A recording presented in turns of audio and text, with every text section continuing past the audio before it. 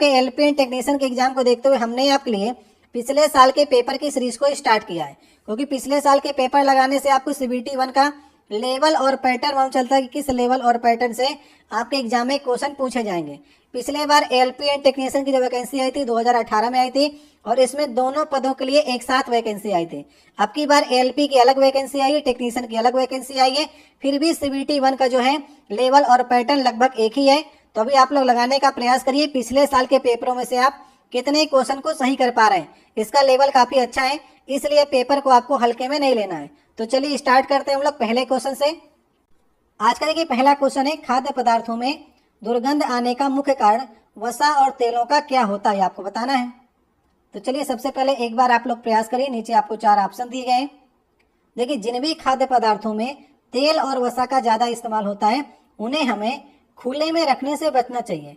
खुले में आप रखेंगे तो ये हवा से क्रिया कर लेंगे, हवा में होती है ऑक्सीजन, तो ऑक्सीजन से क्रिया करने के बाद तेल और वसा का ऑक्सीकरण हो जाता है, ऑक्सीडाइज हो जाते हैं, जिस कारण से इनमें दुर्गंध आने लगती है और उन खाद्य पदार्थों का स्वाद भी चेंज हो जाता है। और ज्यादा दिन तक ऑक्सीकरण होगा अगर तेल और वसा का तो ये विषाक्त भी हो जाते हैं वे पदार्थ। विषाक्त होने के बाद आपके शरीर को काफी हानि पहुंचाते हैं, इसलिए खाद्य पदार्थों को जिन्हें वसा और तेल का इस्तेमाल किया गया है उन्हें खुले में रखने से बचना चाहिए। तो सही ऑप्शन कौन सा हो जाएगा? सही ऑप्शन लास्ट वाला ऑप्शन हो जाएगा। अगर आपको वीडियो अच्छा लग रहा हो, दूसरा क्वेश्चन है, जीएसटी लागू करने वाला पहला देश कौन था, ये आपको बताना है। जीएसटी मतलब कि गुड्स एंड सर्विस टैक्स, इसे सबसे पहले फ्रांस देश लागू किया था 1954 में। भारत में जीएसटी कब लागू हुआ? 1 जुलाई 2017 से जीएसटी लागू है। इसके लिए हमने 101वां संविधान संशोधन किया और रखा किस आर्टिकल में इसको है? 279 के ए में इसे हमने रखा है। ये दोनों क्वेश्चन आपके एग्जाम में बहुत बार पूछे गए हैं। और जीएसटी दिवस कब मनाया जाता है? 1 जुलाई को जीएसटी दिवस मनाया जाता है। जीएसटी का जो नंबर मिलता है उसमें कितने डिजिट होते हैं? तो उसमें 15 डिजिट होते हैं। ये सब क्वेश्चन आपके एग्जाम में पूछे गए क्वेश्चन है। तो सही ऑप्शन होगा जीएसटी लागू करने वाला देश पहले नंबर पर फ्रांस था।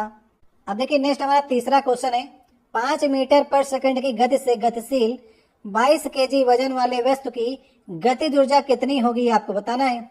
तो काइनेटिक एनर्जी का फार्मूला क्या होता है? काइनेटिक एनर्जी बराबर होता है 1/2 mv² होता है। जहां पर देखिए 1/2 लिखिए, मास आपको दिया गया है 22 केजी का तो 22 लिख लीजिए। वेलोसिटी आपको यहाँ पर दी गई है 5 मीटर पर सेकंड, इसका स्क्वायर करेंगे तो 25 बन जाएगा। 1/2 से इसे डिवाइड करेंगे 22 को तो 11 बन जाएगा। 11 × 25 करेंगे तो आंसर आपको 275 जूल का मिल जाएगा। वो किस ऑप्शन में रखा गया है? ऑप्शन नंबर पहले में रखा गया है। तो इस प्रकार से आपको समझ करके इन सभी क्वेश्चनों को करना होता है। अब देखिए नेक्स्ट हमारा चौथा क्वेश्चन है, 4 किलोग्राम वजनी एक वस्तु जो है वो स्थिर स्थिति में है, निरंतर बल लागू होने पर यह 5 मीटर पर सेकंड की गति प्राप्त करती है। तो बल के द्वारा किया गया कार्य आपको बताना है। तो अगर कार्य बताना है तो कार्य बराबर क्या होता है? W बराबर होता है F × S, जहां पर F क्या है? फोर्स है, S क्या है? विस्थापन है। तो फोर्स तो आपको यहाँ पर दिया नहीं गया, तो फोर्स को हम और चेंज करेंगे, F बराबर mg होता है। तो mgs हमको यहाँ पर 3 चीजें निकालनी है। तो m तो हमको दिया गया है 4, g की वैल्यू हमको पता होती है 10, s हमको नहीं पता है, मतलब विस्थापन अगर हम निकालें तो फोर्स हमारा आ जाएगा। तो यहाँ पर हम गति के नियम का प्रयोग करेंगे। गति का तीसरा नियम क्या कहता है? v² बराबर u² प्लस 2gs, ये हमारा गति का तीसरा नियम होता है। तो यहाँ पर देखिए प्रारंभिक जो स्थिति है वो स्थिर है। स्थिर मतलब कि प्रारंभिक वेग जो हमारा होगा वो 0 होगा। 0 का स्क्वायर भी करेंगे तो 0 हो जाएगा। 2 यहाँ पर लिखिए, g की वैल्यू 10 होती है और s हमको निकालना है। और v देखिए यहाँ पर आपको दिया गया है, जो अंतिम वेग आपको दिया गया है वो 5 मीटर पर सेकंड का दिया गया है। इसका स्क्वायर करेंगे तो ये 25 बन जाएगा। ठीक है, 5 का स्क्वायर करेंगे तो 25 बन गया। तो अब 25 बटे अगर 20 कर दें आप, 10 दूना 20 और इस ये नीचे आ जाएगा 20, तो s की वैल्यू यहाँ पर से आपको मालूम चल जाएगी। तो s बराबर क्या आ जाएगा? 5 × 5 = 25 और 5 × 20, तो s बराबर 5/4 आ गया। तो चलिए वैल्यू को रख लेते हैं। m की वैल्यू आपको दी गई है 4, g की वैल्यू 10 होती है, s अभी आपने निकाला 5/4, तो 4 से 4 कट गया, 10 × 5 = 50 आ जाएगा। तो 50 जूल जो आ जाएगा वो बल के द्वारा किया गया कार्य आ जाएगा। सही आंसर हो जाएगा इसका पहला वाला ऑप्शन। अब नेक्स्ट देखिए क्वेश्चन है, थायरॉक्सिन के संश्लेषण के लिए निम्नलिखित में से क्या आवश्यक होता है? तो थायरॉक्सिन जो होता है वो थायराइड ग्रंथि से निकलता है। थायराइड ग्रंथि कहाँ पर होती है? हमारे गले के पास में होती है। तो थायरॉक्सिन के संश्लेषण के लिए सबसे आवश्यक जो है वो आयोडीन है। अगर आयोडीन नहीं मिलेगा आपके शरीर में तो थायरॉक्सिन का संश्लेषण नहीं होगा, जिस कारण से घेंघा नामक रोग हो जाता है। आपने देखा होगा गले के पास थोड़ा सा फूल आता है ना, तो वो घेंघा नामक रोग हो जाता है। तो ये आयोडीन की कमी से होता है। तो आयोडीन की कमी अगर आपके शरीर में हो रही है तो इसके लिए आप क्या क्या खा सकते हैं? इसके लिए आप समुद्री मछली का सेवन कर सकते हैं, जो लोग नॉन वेज वाले हैं। जो लोग वेज वाले हैं वो पत्तेदार, हरी पत्तेदार सब्जियां खाइए। और आयोडीन युक्त अगर आप नमक खाते हैं तो आयोडीन आपको मिलेगा, जिस कारण से आपको घेंघा रोग नहीं होगा और थायरॉक्सिन का संश्लेषण अच्छी तरह से होगा। तो सही ऑप्शन कौन सा हो जाएगा? सही ऑप्शन नंबर 3 हो जाएगा। नेक्स्ट देखिए क्वेश्चन है, सेल्सियस से केल्विन पैमाने पर तापमान को बदलने के लिए निम्नलिखित में से क्या आपको करना होगा? तो यदि लिखा गया है 0 डिग्री सेंटीग्रेड, आपसे कोई कह रहा है कि इसको केल्विन में चेंज करिए, तो केल्विन में चेंज करने के लिए 0 डिग्री प्लस 273 अगर आप जोड़ दें तो ये आपका केल्विन में चेंज हो गया। तो 0 डिग्री 273 केल्विन के बराबर होता है। इसी प्रकार अगर आपसे कोई कहता है कि अगर आप 27 डिग्री को केल्विन में चेंज करिए तो 273 इसमें और जोड़ दीजिए तो 27 डिग्री हमारा केल्विन में चेंज हो जाएगा। तो दिए गए तापमान में आपको 273 जोड़ना पड़ेगा। सही ऑप्शन नंबर हमारा 3 वाला हो जाएगा। सेल्सियस से अगर आपको केल्विन में चेंज करना है तो। नेक्स्ट देखिए क्वेश्चन है, कौन से भारतीय मुख्यमंत्री के पिता जो थे वो महाराजा थे? तो यहां पर देखिए उन मुख्यमंत्री का नाम है अमरिंदर सिंह। ठीक है, अमरिंदर सिंह पंजाब के पूर्व मुख्यमंत्री थे और इनके पिता का नाम था यादवेंद्र सिंह। ठीक है, यादवेंद्र सिंह जो कि पटियाला के राजा थे, पटियाला के आखिरी राजा थे। 1938 से लेकर के 1971 तक ये पटियाला के राजा थे, अमरिंदर सिंह के पिताजी। ठीक है, याद रहेंगे यादवेंद्र सिंह। और ये एक क्रिकेट खिलाड़ी भी थे, तो इन्हें आप लोग क्रिकेट खेलते हुए देखे होंगे या सुने भी होंगे। अब नेक्स्ट देखिए 8वां नंबर क्वेश्चन है, 2 kg के एक द्रव्यमान वाली वस्तु को ऊपर की ओर 20 मीटर पर सेकंड के प्रारंभिक वेग से फेंका जाता है तो 2 सेकंड बाद उसकी गतिज ऊर्जा आपको बतानी है। तो काइनेटिक एनर्जी बराबर क्या होता है? काइनेटिक एनर्जी बराबर अभी मैंने आपको बताया कि 1/2 mv² होता है, जहां पर m जो आपको दिया गया है मास 2 kg का, लेकिन वेग अभी आपको अंतिम वाला निकालना होगा। प्रारंभिक वेग आपको 20 मीटर पर सेकंड का दिया गया है, लेकिन अभी आपको 2 सेकंड बाद उसका वेग क्या होगा वो आपको निकालने के बाद ही आप यहाँ पर उस वेग को रखेंगे, अंतिम वेग को। तो हम लोग अंतिम वेग के निकालने के लिए गति के प्रथम नियम का प्रयोग करते हैं। गति का प्रथम नियम क्या कहता है? v बराबर u प्लस gt होता है। ठीक है, ये हमारा गति का प्रथम नियम हो गया। तो अंतिम वेग हमको निकालना है तो v हमको निकालना है और प्रारंभिक वेग आपको 20 दिया गया है तो 20 लिख लीजिए। माइनस लगाएंगे इसलिए क्योंकि वस्तु जो है ऊपर की ओर फेंकी जा रही है। यदि ऊपर की ओर फेंकी जा रही है तो g की वैल्यू जो होती है माइनस में आप 10 रखेंगे। यदि ऊपर से नीचे कोई वस्तु को फेंका जाएगा तो g पॉजिटिव में रहेगा। अगर नीचे से ऊपर अगर वस्तु को फेंक रहे हैं तो g हमारा निगेटिव में होता है, इसलिए यहाँ पर हम 10 रखेंगे। समय आपको दिया गया 2 सेकंड में आपको निकालना है। तो 20 - 20 अगर यहाँ पर आप देखेंगे तो v की वैल्यू तो 0 आ गई। अगर v की वैल्यू 0 आ गई तो 1/2 2 kg और 0 का स्क्वायर करेंगे 0, तो काइनेटिक एनर्जी भी हमारी 0 हो जाएगी। तो 2 सेकंड बाद जो है गतिज ऊर्जा 0 हो जाएगी, क्योंकि 2 सेकंड बाद ये पिंड जो है ऊपर पहुंच जाएगा और ऊपर जब पहुंच जाता है तो पिंड स्थिर हो जाता है और स्थिर पिंड की काइनेटिक एनर्जी भी 0 हो जाएगी। तो सही ऑप्शन कौन सा हो जाएगा? सही ऑप्शन 0 जूल हो जाएगा। तो इस प्रकार से ये क्वेश्चन आपके बनते हैं। नेक्स्ट देखिए क्वेश्चन है, धातुएं अम्लों के साथ क्रिया करके क्या उत्पन्न करती हैं, आपको बताना है। तो आप एग्जाम्पल के थ्रू समझ लेते हैं कि धातु अगर हम मान लें कि Mg हमने ले लिया है, Mg को अगर हम लोग HCl के साथ क्रिया करा दें, HCl अम्ल हो गया, तो क्या बनेगा? MgCl2 बनेगा और H2 बनेगा। तो MgCl2 जो है एक साल्ट है, मतलब कि लवण है, और क्या बन रहा है? हाइड्रोजन गैस बन रही है। तो जहां पर भी लवण और गैस लिखा हो उसे सही कर दीजिए, साल्ट और हाइड्रोजन। ऑप्शन नंबर 2 सही हो जाएगा। तो धातुएं अम्ल के साथ क्रिया करके साल्ट और हाइड्रोजन बनाती हैं। एक एग्जाम्पल और देख लीजिए, अगर हम लोग एल्युमिनियम की HCl से क्रिया कराते हैं तो उसी प्रकार से AlCl3 बनेगा, ये एक साल्ट हो गया, और इसमें भी हाइड्रोजन निकलेगी, तो हाइड्रोजन हर जगह निकलेगी और साल्ट हर जगह बनता है। सही ऑप्शन नंबर हमारा दूसरा हो जाएगा। अब नेक्स्ट देखिए 10वां क्वेश्चन है, निम्नलिखित में से कौन बढ़ते भ्रूण के लिए पोषक ऊतक का कार्य करता है? ये 4 ऑप्शन आपको दिए गए। देखिए आपने पढ़ा होगा आवृत्त बीजी, आवृत्त बीजी में आपने द्विबीजपत्री पढ़ा होगा, तो द्विबीजपत्री में पोषक ऊतक जो होता है उसका एंडोस्पर्म होता है। एंडोस्पर्म में स्टार्च होता है, स्टार्च से ही जो भ्रूण होता है वो बढ़ने का काम करता है, तो सही ऑप्शन नंबर डी हो जाएगा। तो एंडोस्पर्म जो होता है भ्रूण के लिए पोषक ऊतक का कार्य करता है। जब आप लोग आवृत्त बीजी में 1 बीजपत्री 2 बीजपत्री पढ़ेंगे तो वहां पर आपको एंडोस्पर्म देखने को मिलेगा।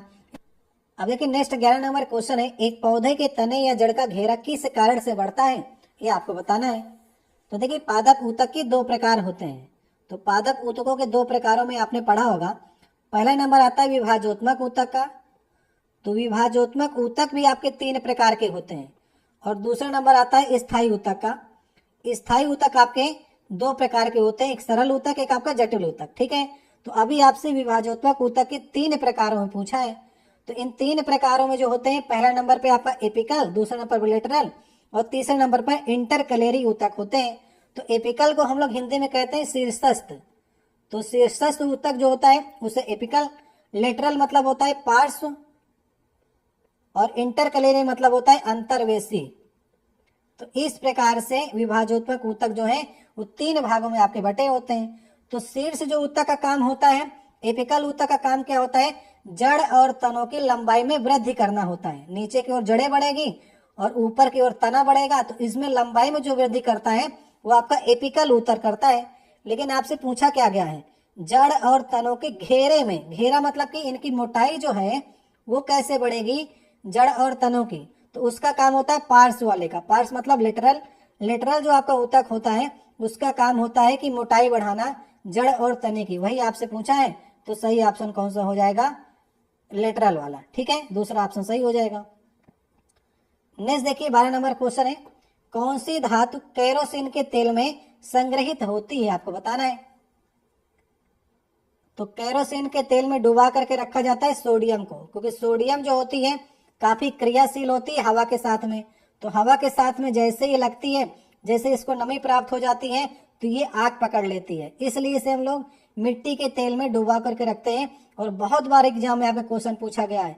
वैसे धातुएं जो होती हैं वो कठोर होती हैं, लेकिन आपका सोडियम हो गया और पोटेशियम हो गया, ये नरम धातुओं में आती हैं, इन्हें आप चाकू से काट सकते हैं, ठीक है। तो जब भी आपसे पूछेगा किन धातुओं को आप चाकू से काट सकते हैं, तो सोडियम और पोटेशियम सही कर दीजिएगा, क्योंकि ये नरम धातुओं में आती हैं। सोडियम का परमाणु क्रमांक होता है 11 और परमाणु भार होता है 23, ठीक है, ये भी आपके एग्जाम में पूछा गया क्वेश्चन है। तो केरोसिन में डुबो करके इसे रखा जाता है। नेक्स्ट देखिए क्वेश्चन है, 20 सेंटीमीटर वक्रता त्रिज्या वाले अवतल दर्पण की फोकस दूरी आपको बतानी है। तो वक्रता त्रिज्या C बराबर होता है 2f, मतलब कि फोकस दूरी का डबल जो होता है वो वक्रता त्रिज्या होती है। यहाँ पर वक्रता त्रिज्या आपको 20 दी गई है, तो 20/2 कर देंगे तो आपको फोकस दूरी मिल जाएगी, और फोकस दूरी यहाँ पर आपको 10 मिलेगी। 10 किस ऑप्शन में रखा गया है, तीसरे में, सही ऑप्शन होगा तीसरा वाला। लेकिन अब आपसे एग्जाम में कंफ्यूज भी आपको कराएगा, कहीं पर आपसे 10 सेंटीमीटर प्लस में लिख देगा और कहीं पर माइनस में लिख देगा। तो अवतल जो दर्पण होता है उसकी फोकस दूरी निगेटिव होती है, याद रखिएगा। तो अगर आपसे माइनस पूछता है तो पूरे डाटा के सहित आपको माइनस भी याद रखना है, और उत्तल दर्पण की फोकस दूरी पॉजिटिव में होती है। इसमें नहीं पूछा है, कोई बात नहीं, आप लोग तैयार होके जाइएगा और माइनस वाले को सही करिएगा अगर प्लस में कहीं पर भी दिया गया है तो। अब देखिए नेक्स्ट हमारा 14 नंबर क्वेश्चन है, 3 तत्व आपको दिए गए ABC जो कि डोबेरेनर के त्रिक नियम पर व्यवस्थित है। यदि A का परमाणु द्रव्यमान 7 है, C का 39, तो B का आपको परमाणु द्रव्यमान कितना होगा ये निकालना है। तो यदि आपको डोबेरेनर का त्रिक नियम नहीं मालूम है तो आप इसे नहीं कर पाएंगे। डोबेरेनर ने 1817 में अपना त्रिक नियम दिया था। उन्होंने ये बताया था कि यदि हम 3 तत्वों को उनके परमाणु भार के बढ़ते क्रम में लिखें तो पहले और तीसरे तत्व का जो परमाणु भार होगा उसका औसत बीच वाले तत्व के परमाणु भार के बराबर होगा। तो चलिए समझते हैं। जैसे यहाँ पर हम आपको 3 तत्व दिए गए ए बी सी, तो इनके परमाणु द्रव्यमान के बढ़ते क्रम में लिखना है आपको। तो पहले को देखिए आपको 7 दिया गया है, दूसरे का आपको निकालना है बी वाले का, और तीसरे का आपको 39 दिया गया है परमाणु द्रव्यमान। ठीक है, तो डोबर एंड ने क्या कहा था, पहले और तीसरे तत्व का परमाणु भार का अगर हम लोग औसत कर दें तो बीच वाले तत्व का परमाणु भार निकल आएगा। तो औसत कर देते हैं, 7 + 39/2 कर दें तो औसत आ जाएगा 46/2, मतलब कि 23 आ जाएगा। तो 23 जो होगा वही बी वाले तत्व का परमाणु द्रव्यमान होगा। तो सही ऑप्शन कौन सा हो जाएगा, सही ऑप्शन नंबर हमारा तीसरा नंबर हो जाएगा। अब यहाँ पर ए जो लिखा गया 7 इसका परमाणु भार है, तो ए यहाँ पर अगर 7 है तो ये लिथियम की बात कर रहा है। ठीक है, बी यहाँ पर सोडियम की बात की है इसने, और सी यहाँ पर 39 है, इसका मतलब इसने पोटेशियम की बात की है। तो इस प्रकार से आपको तत्वों को भी याद रखना है। तो सही ऑप्शन नंबर इसका तीसरा होगा। रेलवे ने इसमें गलत आंसर लगाया है, इसलिए इसे आप सही मानिएगा नहीं।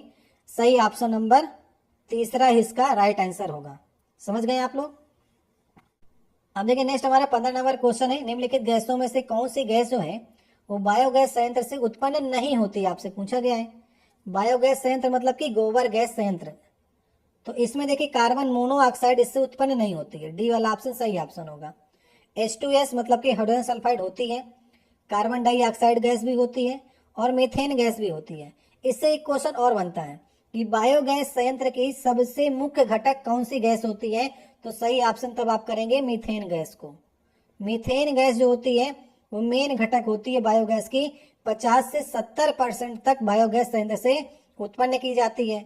उसके बाद दूसरे नंबर पर कार्बन डाइऑक्साइड लगभग 25% उत्पन्न होती है। यदि आपके ऑप्शन में अमोनिया भी रखता तो अमोनिया गैस भी बायोगैस संयंत्र से उत्पन्न होती है। सिर्फ और सिर्फ कार्बन मोनोऑक्साइड उत्पन्न नहीं होती है। ऑप्शन नंबर डी इसका सही होगा। नेक्स्ट देखिए क्वेश्चन है, इसमें आपसे पूछा जा रहा है यदि आप एक दर्पण में देखते हैं और पाते हैं कि आपकी छवि जो है वो आपसे छोटी है, तो कौन सा दर्पण आप देख रहे हैं। तो आपने अपने आप को देखा, आप मान लीजिए 6 फुट के थे और उसमें दिख रहे हैं 4 फुट के, तो आपने किस तरह के दर्पण को देखा है। तो इसका सही ऑप्शन होगा ऑप्शन नंबर दूसरा, आपने उत्तल दर्पण देखा है। क्योंकि उत्तल दर्पण में जो प्रतिबिंब बनता है वो वस्तु से छोटा ही बनता है। तभी आपने देखा होगा जो साइड मिरर होते हैं, गाड़ियों के जो साइड मिरर होते हैं और जो रियर मिरर होते हैं, जो ऊपर से पीछे से आगे से पीछे देखने काम आते हैं, तो साइड मिरर और रियर मिरर जो होते हैं वे आपके उत्तल दर्पण के बने होते हैं, ताकि बड़ी गाड़ियों को हम लोग छोटा से देख सकें अपने शीशे में। तो उत्तल दर्पण का प्रयोग हम लोग इसीलिए करते हैं। और जब आपको चीजें बड़ी देखनी हो तब वहां पर आप अवतल दर्पण का प्रयोग करेंगे। जैसे ENT का डॉक्टर जो होता है ना, नाक कान गले वाला, तो उसको चीजें बड़ी देखनी होती हैं तो वो आपका अवतल दर्पण का प्रयोग करता है। और गाड़ी की जो हेडलाइट होती है वो भी आपकी अवतल दर्पण की बनी होती है, क्योंकि उसे लाइट ज्यादा फैलानी होती है। तो इस प्रकार से आप लोग समझ लीजिएगा। और दाढ़ी बनाने के शीशम भी आपको थोड़ा से बड़ा देखने की आवश्यकता होती है, तो दाढ़ी बनाने का शीशा भी आपका अवतल दर्पण का होता है।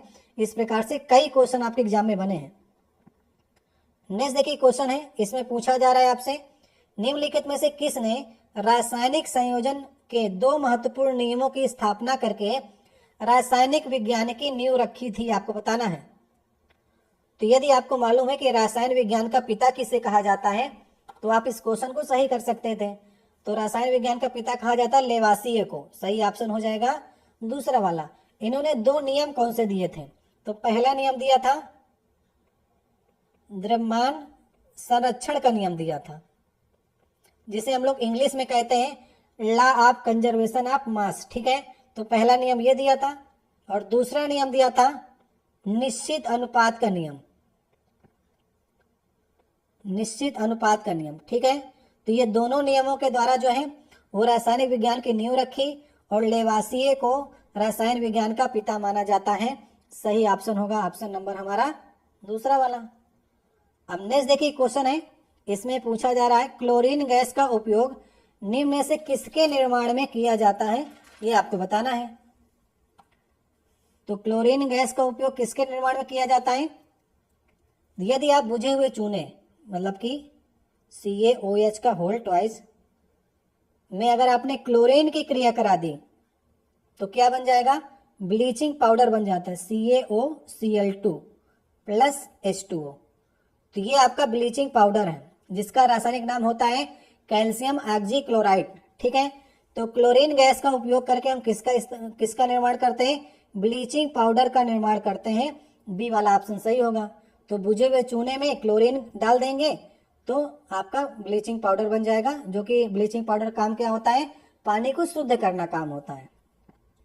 तो बी वाला ऑप्शन सही होगा। यहाँ पर लिखा गया बेकिंग पाउडर, तो बेकिंग पाउडर का फार्मूला क्या होता है, NaOH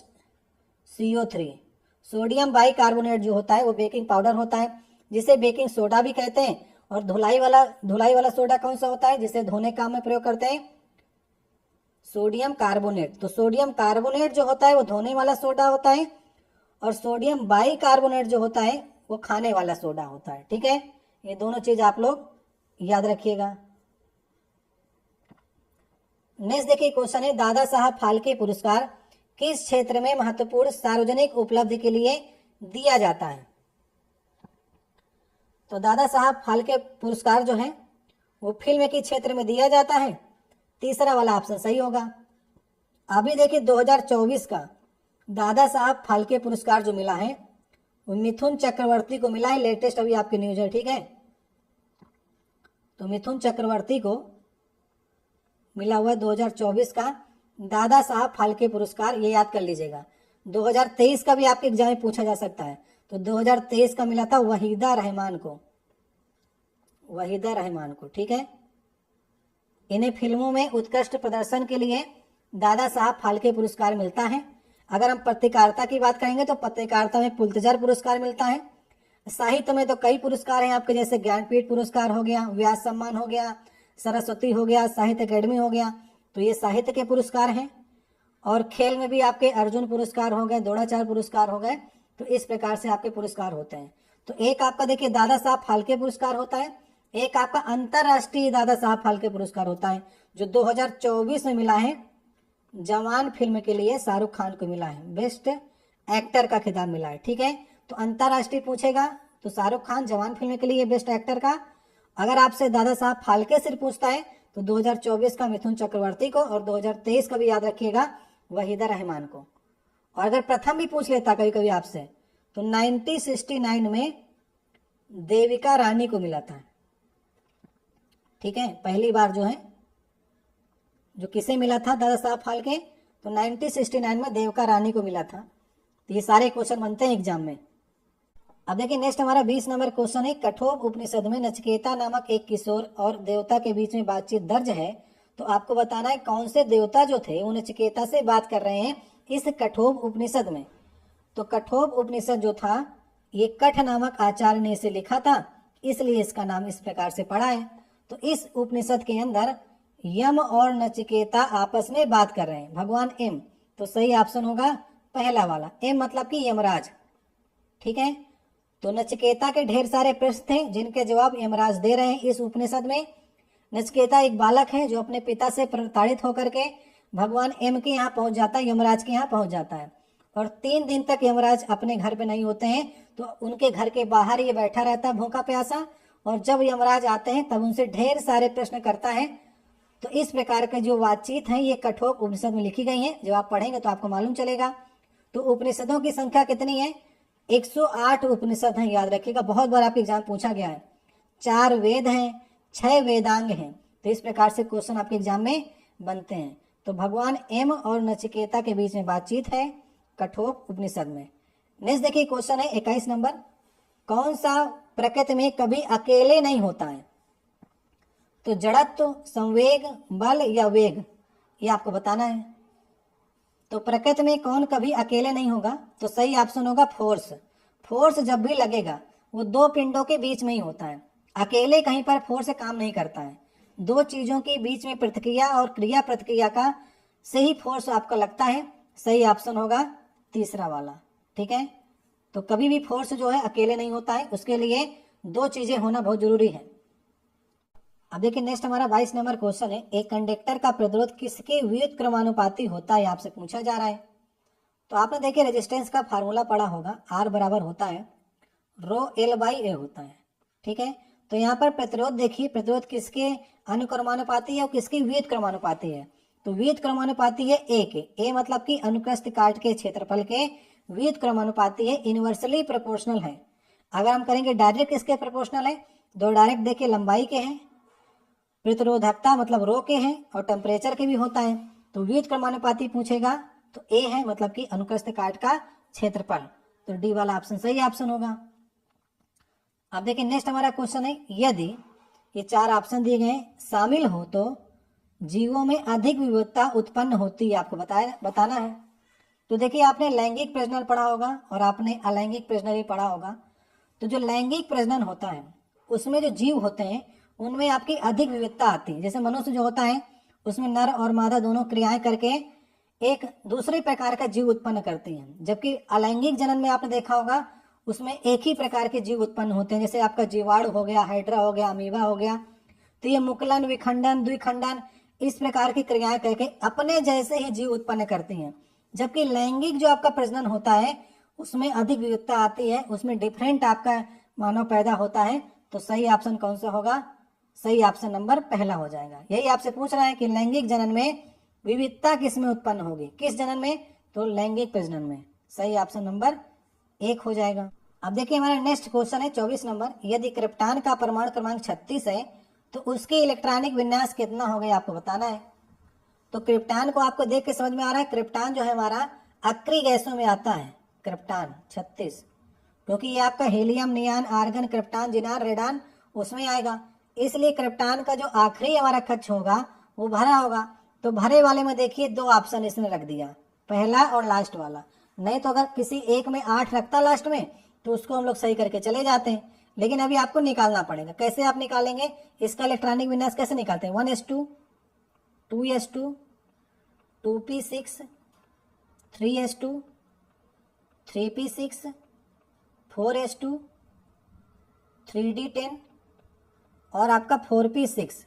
तो हम लोग देख लेते हैं पहले कक्ष में कितने, 1s2 मतलब पहले कक्ष में 2 हमारे इलेक्ट्रॉन होंगे, 2 वाले में देखिए 8 है और 3 वाले कक्ष में देखिए यहाँ पर 8 यहाँ पर है और 10 यहाँ पर है। तो 3 वाले कक्ष में 18 हो गए और 4 वाले में 2 यहाँ पर है और यहाँ पर p में 6 है। तो 4 वाले कक्ष में इस प्रकार से, तो 2, 8, 18, 8 वाला जो ऑप्शन है पहला नंबर उसको आपको सही करना है। तो यदि आपको इलेक्ट्रॉनिक विन्यास आता होगा तभी आप इसे सही कर पाएंगे, ऑप्शन नंबर 1 सही होगा। अब देखिए हमारा ये 25 नंबर क्वेश्चन है, आज का लास्ट क्वेश्चन होगा। इस सेट में कुछ करंट अफेयर भी थी जो काफ़ी पुरानी थी, जिनके बारे में इस समय चर्चा करने कोई औचित्य नहीं है। तो इतने प्रकार के क्वेश्चन आपके एग्जाम में इस तरह के पूछे गए थे। ये क्वेश्चन मैं आपके लिए छोड़ने जा रहा हूँ। उड़ीसा को अधिकतर जो है वो किन प्राकृतिक आपदाओं का सामना करना पड़ता है, ये 4 ऑप्शन आपको दिए गए हैं। तो इसका जवाब आप लोग कमेंट बॉक्स में दीजिएगा। तो उड़ीसा में ज़्यादातर क्या आते हैं, भूकंप होती है, वर्षा, चक्रवात, बूंदाबांदी। इन चारों ऑप्शन में से एक ऑप्शन सही है, उसका जवाब कमेंट बॉक्स में देना है। और आपने इन 25 जो पिछले बार आपके एलपी एंड टेक्नीशियन में पूछे गए जीके, जीएस, जीए का पोर्शन था, उसमें आपने कितने क्वेश्चन सही किए कमेंट बॉक्स में कह सकते हैं। मेरी आशा है कि इस सेट में आपने कम से कम आपको 20 करने हैं। अगर आप एक मीडियम स्टूडेंट हैं, अगर आप अच्छे हैं तो 25 में 25 सही कर सकते हैं, लेकिन कम से कम आप लोग 20 सही करिएगा, क्योंकि आपका एलपी एंड टेक्नीशियन का जो एग्जाम होता है और आपका जेई का जो एग्जाम होता है और आपका ग्रुप डी का जो एग्जाम होता है, इन तीनों एग्जामों में साइंस के बहुत ज़्यादा क्वेश्चन पूछे जाते हैं। अगर आपके एग्जाम में 30 क्वेश्चन आएंगे तो 20 क्वेश्चन साइंस के होंगे, ठीक है, ये बात आप लोग ध्यान रखिएगा। तो इस प्रकार से आपको एलपी एंड टेक्नीशियन वालों को, जेई वालों को, ग्रुप डी वालों को अपनी बेहतर साइंस करके चलनी है। एनटीपीसी वाले और आरपीएफ वाले साइंस अगर उनको कम भी आती तब भी चल जाएगा, लेकिन एलपी एंड टेक्नीशियन, जेई और ग्रुप डी को बेहतर साइंस करके चलनी है। और हमने ढेर सारे आपको साइंस के वीडियो कराए, अगर आप उनको देखकर जाएंगे तो 60 से 70% क्वेश्चन कहीं नहीं गए, क्योंकि रेलवे के क्वेश्चन जो है 60 से 70 रिपीट होकर के पूछे जाते हैं। बस 10 से 20% क्वेश्चन ही नए प्रकार के होते हैं। बाकी आप देखेंगे हमने आपको ढेर सारे पेपर कराए हैं साइंस के, वहाँ से क्वेश्चन बने हैं। तो आप लोग बताइएगा आप इसमें से कितने क्वेश्चन सही कर पाए। अगर आपको वीडियो अच्छा लगा हो तो वीडियो को लाइक कर दीजिएगा। अगर आप पहली बार चैनल को सब्सक्राइब कर दीजिएगा, बगल में लगे नोटिफिकेशन बेल को ऑन कर लीजिएगा और वीडियो को शेयर करिएगा। वीडियो आपको अच्छा लगेगा तो इसके नेक्स्ट पार्ट भी आएंगे। अभी हमने जीएस का कराया, फिर आपको रीजनिंग का कराएंगे, फिर आपको और भी पार्ट्स कराए जाएंगे और नेक्स्ट आपको वीडियोज मिलेंगे अगर आप लोग वीडियो को शेयर करते हैं। तो मिलते हैं नेक्स्ट वीडियो में। बहुत बहुत धन्यवाद।